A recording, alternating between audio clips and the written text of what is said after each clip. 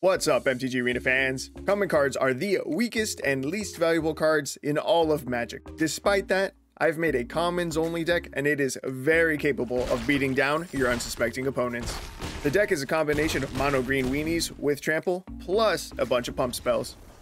The full deck list is 4 Almighty Brushwags, 4 Charging Badgers, 4 Hinterland Loggers, 4 Jewel Thieves, 4 Setessan Trainings, 2 Sheltering Boughs, 4 Giant Growths, 4 Feral Roars, 4 Savage Punches, 2 Scale the Heights, and 24 Forests. I got a 70% win rate with this deck. Results may vary. That said, let's see the deck in action. Our opponent for this match is PBC Habit.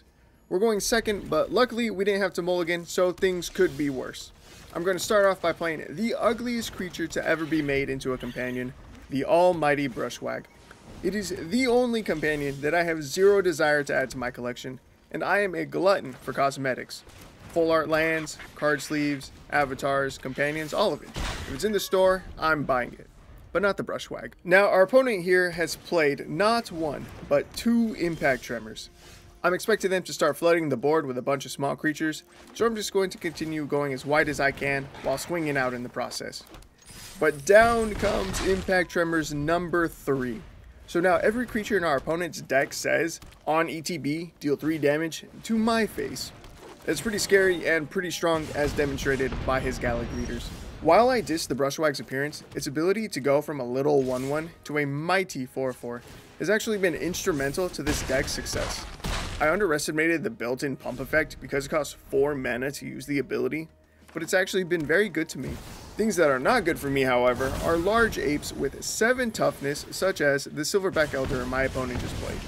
Our biggest creature in the deck is a 3/3, so taking down something with 7 toughness is not an easy task to achieve. So if we can't go through it, we're just going to have to go around it and hope our damage is enough. They block my Jewel Thief as expected, and I decide that getting in for 3 more damage is worth using our treasure for. So we pump a Brushwag and set our opponent down to 2, just 2 life. I want you to remember that number at the end of this turn. Now, our opponent plays a second Gallic Readers here, pinging us for 3 damage and also gaining some life in the process. They then follow that up with a Llanowar Elves. I was not very happy to see them play another creature because with this, we go down to 8 life, which is starting to get low, but even worse than that, they go all the way back up to 14 life. He was just at 2.